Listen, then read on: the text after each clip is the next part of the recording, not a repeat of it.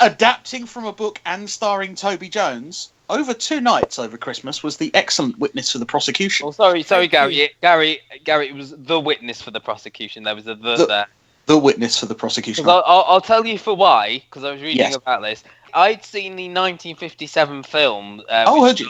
Charles Lawton and Marlene Dietrich, and that is called just Witness for the Prosecution.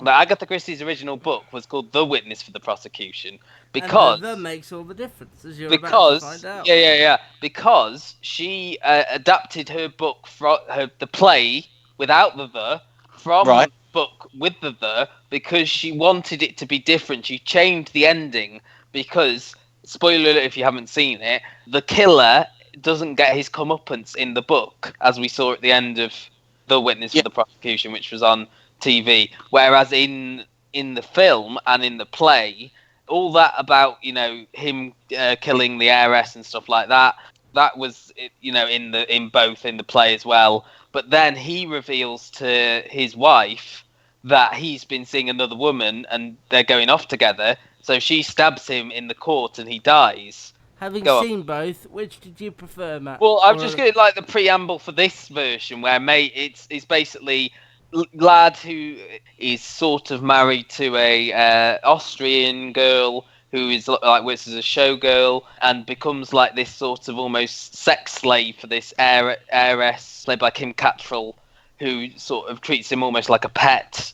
She's found dead. He's accused of killing her by her sort of very obsessed maid. Toby Jones plays, I think it's John Mayhew, wasn't it? Yeah, he was like the public defendant.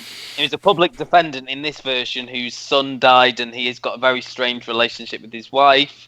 He sort of believes in the character. I can't remember the name of the character. Who's me neither.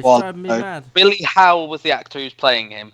Leonard Vole, that's it. And he agrees to defend him, believing that he's not committed the crime and wants to use the wife as a defense witness, but then it turns out she is the witness for the prosecution. Ooh, I didn't see that coming. I don't know if I liked the Mayhew character getting as much sort of plot as he did. I love Toby Jones, and it was a very Toby Jones role, if that makes sense, in this sort of sad sack loser. I mean, he was very good. I thought you talk about somebody you hate.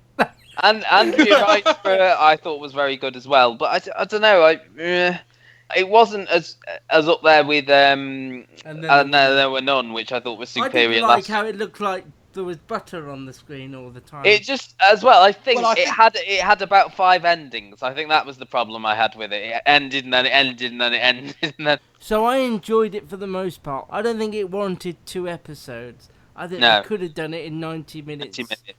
Possibly, yeah, I tend to agree with that. I think the only thing I would say is that Toby Jones' character is the star of this, but it's almost all about him. I think, as Matt said, the whole central point of it is what happens to him and his character. I thought the performances were good. I think because I knew the twist, I wasn't as into it as I may have been if I'd come to it sort of without any prior knowledge of it. I enjoyed it. It's not the sort of thing I'd watch again. It's probably not the sort of thing I'd remember a lot. But I did enjoy it for the most part.